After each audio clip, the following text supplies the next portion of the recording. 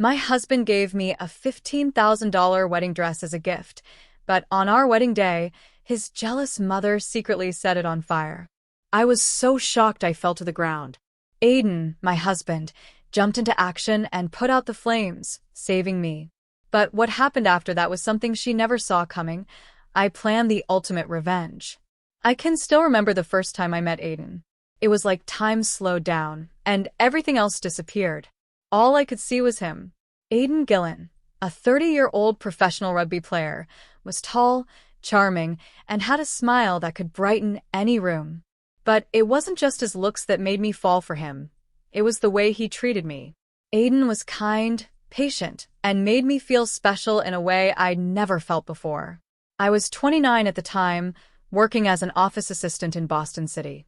My life was simple and steady. I had a good job, close friends, and a loving family. But something always felt missing. That something turned out to be Aiden. We met at a friend's party.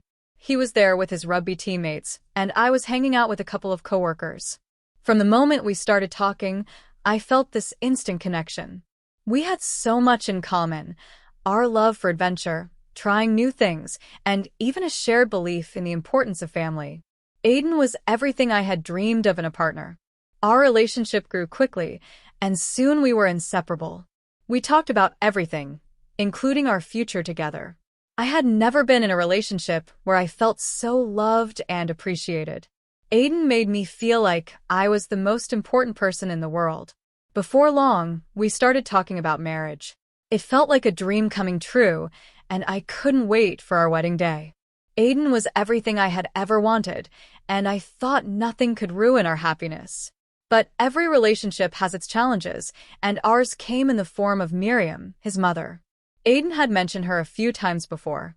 He spoke respectfully, but there was always a hint of tension when he talked about her. I didn't think much of it, at least not until I met her.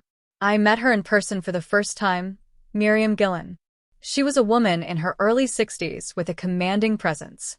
She had sharp features, perfectly styled hair, and a cold demeanor that made me uneasy. The moment I saw her, I felt a strange chill. She wasn't outright rude, but there was something about her that felt distant, almost judgmental.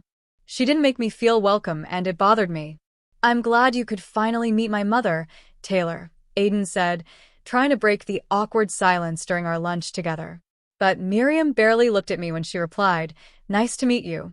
Her tone was flat, and her eyes didn't stay on me for more than a few seconds. The air felt heavy with discomfort, but Aiden kept reassuring me, "Don't worry about her.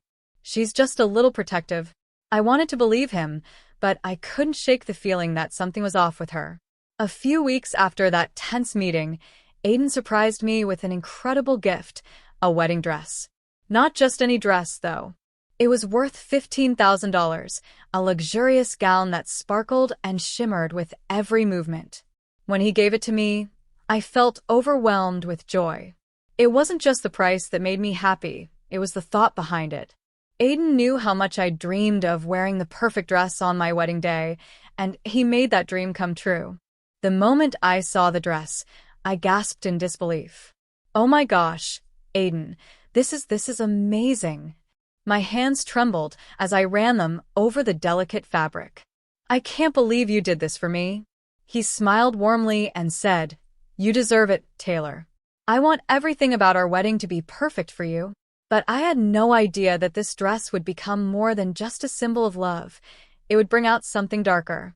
When Miriam found out about the dress, the tension between us grew even stronger. I expected her to be happy for us, but instead, her face went cold as stone when she heard how much Aiden had spent on it. "That dress is too much, Aiden," she said tightly, her voice filled with restraint. "You don't need to spoil her with such extravagant things." "Spoil me?" Her words left me stunned. I never thought of the dress as being about spoiling me. For me, it was about feeling special and loved. But Miriam didn't see it that way. Aiden, however, stood firm. "I don't care, Mom. Taylor deserves this. She's my fiancée, and I love her. This is my choice, and I'm standing by it." The more Miriam disapproved, the colder things felt between us. I didn't want to cause any problems, but the tension between us was impossible to ignore. I couldn't help but wonder, why was she so upset about a dress meant to bring me joy? Then came the wedding day. I walked into the venue wearing my $15,000 dress, and all eyes were on me. Guests admired how beautiful I looked, and I felt proud. With Aiden by my side, I was ready to start our new life together. As people came up to congratulate me, I happily shared the story behind the dress. Aiden gave me this beautiful dress, I said, smiling brightly. The compliments poured in, and I truly felt like the luckiest woman in the world. But then, just as everything felt perfect, Miriam approached me. Her expression was hard to read. She gave me a tight hug and whispered in my ear, "Your time is over now." I froze, unsure of what she meant, but there was no time to think. Suddenly, I felt warmth on my back. Before I could react, I realized my dress was on fire. Screams filled the room, and I spun around in panic. Miriam stood nearby, holding a cigarette lighter, her face calm but with a cold smile. My heart raced as I tried to process what was happening. I looked around desperately for Aiden. He was across the room with some friends, but when he saw the flames, his eyes widened in horror. He pushed through the crowd and ran toward me. The fire spread quickly, burning the outer layers of the dress. Aiden reached me just in time and worked to put out the flames, using his jacket to smother them. The heat had seared through the fabric, leaving me with minor burns on my arms. My dress was ruined, but I was alive. "I'm fine, Aiden." "Really?" I said, trying to reassure him, though inside, I was shaken to my core. I was in shock. What had just happened? How could Miriam do something so awful? The rest of the wedding felt like a blur. I changed into a simple dress, but the sense of betrayal stayed with me. Something was very wrong, but I didn't fully understand it yet. That night, when Aiden and I got home, I overheard him talking to his mother. Miriam was furious, and her words sent chills through me. She wasn't upset about the dress catching fire. No, she was angry that Aiden had put the fire out. I didn't want to see that expensive dress on her. Miriam shouted, "Why did you even buy her something so extravagant?" In that moment, everything clicked. Miriam's jealousy wasn't just about the dress. She didn't want me to have the spotlight. She didn't want Aiden to love me more than her. I had been so blinded by love that I hadn't seen it sooner. Her coldness, her passive-aggressive comments, it all made sense now. That night, as I lay in bed, I made a decision. I couldn't live like this anymore. I couldn't let her control our lives. Aiden loved me, but it felt like he was trapped in her grasp. I had to take control. That was when I decided to start my journey of taking back my power, though I knew it wouldn't be easy. This was just the beginning. The days after the wedding were a blur. I kept replaying everything in my mind: the fire, the ruined dress, Miriam's cruel words. It was hard to believe that someone who was supposed to be family could do something so terrible. Aiden, on the other hand, seemed to shrug it all off like it was no big deal. He acted like nothing had happened, and honestly, I didn't know how to feel about that. The tension between us grew. We tried to act normal, but I couldn't ignore the emotional scars Miriam had left behind. The burns on my arms were nothing compared to the hurt inside. Aiden tried to be supportive, but it felt like I was carrying all the emotional weight in our relationship. About a week after the wedding, we were sitting on the couch together. I could tell something was bothering him. He kept glancing nervously between me and his phone. Finally, he spoke up. "Taylor, we need to talk about something." My heart skipped a beat. I already had a feeling about what it was. "Is this about Miriam?" I asked. I tried to keep my voice steady. "Aiden, is this about Miriam?" He looked down at his hands, avoiding my eyes.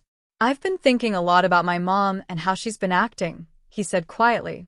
"I know she's upset about the dress, and I just want you to understand, she's not used to sharing me with anyone. It's hard for her." A knot tightened in my stomach. Was he seriously defending her behavior? Could he not see how toxic his mother was? I stared at him, feeling a wave of frustration.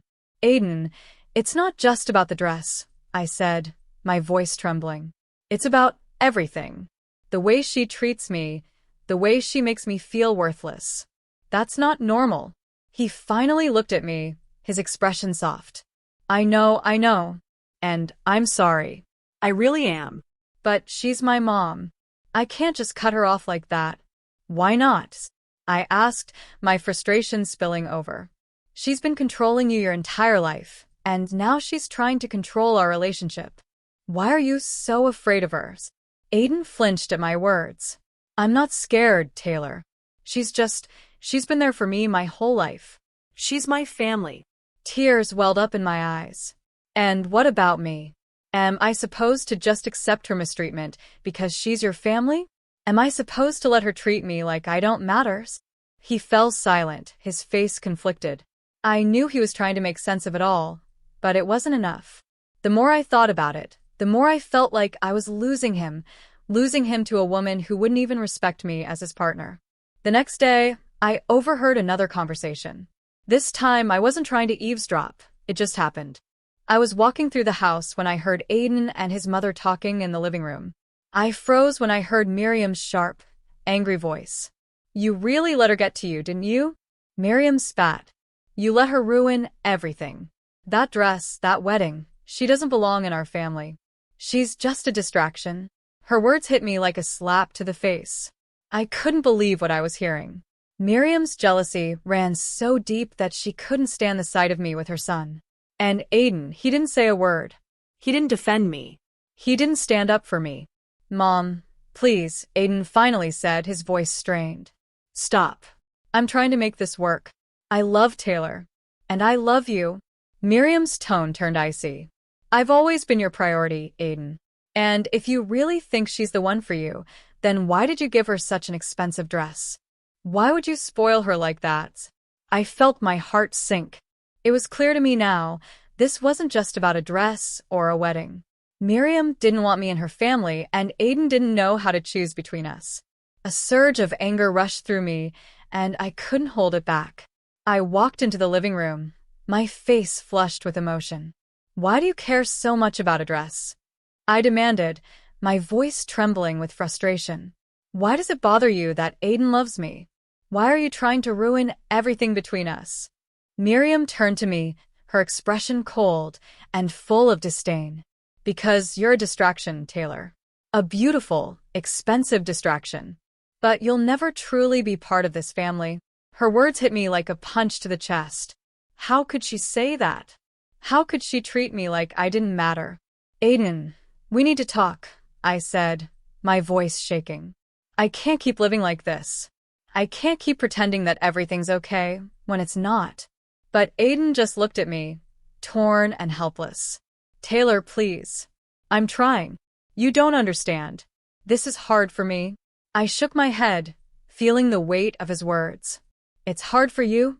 I thought bitterly. What about me? I couldn't listen anymore. I needed to get away from him, from Miriam, from all of it. That night, I went to my parents' house, feeling like my whole world was falling apart. I sat in my old bedroom, staring at the ceiling, trying to make sense of everything. It wasn't just about Miriam anymore, it was about Aiden too. I was starting to see the truth. I couldn't be happy with someone who wouldn't stand up for me. I felt like a stranger in my own relationship. That's when I made my decision. I couldn't live this way anymore. I needed to get away from Miriam, from Aiden, and from all the manipulation and control. I decided I needed a divorce. But it wasn't just about leaving. I couldn't walk away without confronting the truth about what Miriam had done. I couldn't let her get away with it. I needed to fight back. It wasn't an easy choice. Deciding to divorce Aiden felt like a heavy weight had been lifted, but it also terrified me. I loved him, truly loved him, but I couldn't ignore the reality anymore. Miriam wasn't just controlling. She was toxic. She had no respect for me, and no matter how much Aiden claimed to love me, he would always choose her over me. The way he couldn't stand up to her, the way he let her destroy our relationship, it was something I couldn't ignore anymore. I deserved better. And now, I was ready to fight for myself. I spent the next few days in my parents' house, trying to process everything. I felt like I was walking through a thick fog, unable to see clearly. I couldn't stop thinking about the wedding, the fire, and Miriam's cold, calculated words. Her voice echoed in my mind, and every time I replayed the scene, my heart sank all over again. One night, as I lay in bed, an idea came to me. I needed proof, something Aiden couldn't deny. Something that would force him to see who his mother really was. The next morning, I grabbed my phone and started going through the footage from the wedding. I had recorded everything, thinking it would be a beautiful memory to look back on. But now, I wasn't sure if I'd ever want to revisit those moments again. As I skimmed through the video, my stomach churned. Then I saw it. In the moment Miriam hugged me, whispering those chilling words in my ear, her hand moved toward her pocket. She pulled out a cigarette lighter. My breath caught in my throat. I hadn't noticed it during the chaos, but there it was, clear as day. Miriam had deliberately set my dress on fire. For a moment, I just stared at the screen, unable to believe it. How could she do this? Why would she do this? But as I thought about it, the truth became clearer. This wasn't just jealousy. Miriam was terrified of losing her control over Aiden. She was willing to do anything, even ruin our lives, to keep her grip on him. With the video as proof, I knew I had to act. I couldn't let her get away with this. I called the police. It wasn't a decision I made lightly, but I didn't have another choice. She had risked my safety, destroyed the most important day of my life, and manipulated Aiden for far too long. It had to stop. The police took my report seriously, and an investigation was launched. It didn't take long for them to gather enough evidence to arrest Miriam. When I got the call telling me she had been taken into custody, I felt a strange mix of emotions. Relief, because she was finally being held accountable, and anger, because she had taken so much from me. This wasn't just about the dress or the fire, it was about everything she had done to try to break me. But now, I was finally taking back control of my life. I knew Miriam was finally going to face the consequences for everything she had done to me and Aiden. But I couldn't help feeling angry too, angry about the pain she caused and the way Aiden let her actions go unchecked. When Aiden found out about her arrest, he was furious. He called me, shouting and accusing me of ruining his family. But I didn't care anymore. I had tried to be patient, tried to make things work, but I had given him every chance to stand up for me, and he hadn't. In my eyes, he was just as responsible as Miriam. "I can't believe you'd do this to me," Aiden yelled, his voice trembling with rage. "She's my mother, Taylor. She's the only family I have left." "Well, I was your family too," I said, my voice steady but firm. "But I wasn't enough for you, was I? You chose her over me, and you always will." There was silence on the other end of the line. I could hear his heavy breathing, filled with frustration and disbelief. Finally, he spoke again, his voice quieter this time. I don't know what to say." "You don't have to say anything," I replied calmly. "I'm done, Aiden. I can't live like this anymore." And with that, I hung up. I knew it was over. My marriage was over. But instead of feeling broken, I felt free. Free from Miriam, free from Aiden, and free from all the manipulation and control that had held me down for so long. The police eventually charged Miriam with multiple offenses, including endangering my safety. She was sentenced to a long prison term. When I heard the news, I felt a strange sense of justice. I had taken a stand, fought back, and won. But the real victory wasn't her punishment. It was reclaiming my life. I promised myself that I would never let anyone, not even family, control my happiness again. After everything that had happened, I finally felt like I could breathe again. The chaos, the heartbreak, the fire, it was all behind me. For the first time in months, a sense of peace settled over me. But I knew that the hardest part was still ahead. Moving on. Rebuilding my life started slowly. I spent the first few weeks focusing on myself, something I hadn't done in years. My life had always revolved around others, Aiden, his family, and trying to keep everyone happy. But now it was about me. I began reconnecting with old friends I hadn't seen in ages. I spent more time with my own family, the people who truly loved and supported me. For the first time in a long while, I found joy in simply being alone. Piece by piece, I started to rebuild, and with each step, I felt a little stronger. I truly felt strong when I looked at who I had become. I had been through so much, yet here I was, standing tall. I had fought for myself, and won. It was a power I had never felt before. I thought my story was over, but then something unexpected happened. A few months had passed since Miriam's arrest. Aiden and I hadn't spoken since that last phone call. I thought he might be angry or try to contact me, but he didn't. Then one afternoon, I got a call from a number I didn't recognize. My heart skipped a beat when I realized it was Aiden. I hesitated before answering, unsure if I was ready for this conversation. "Taylor," he said softly. His voice sounded tired.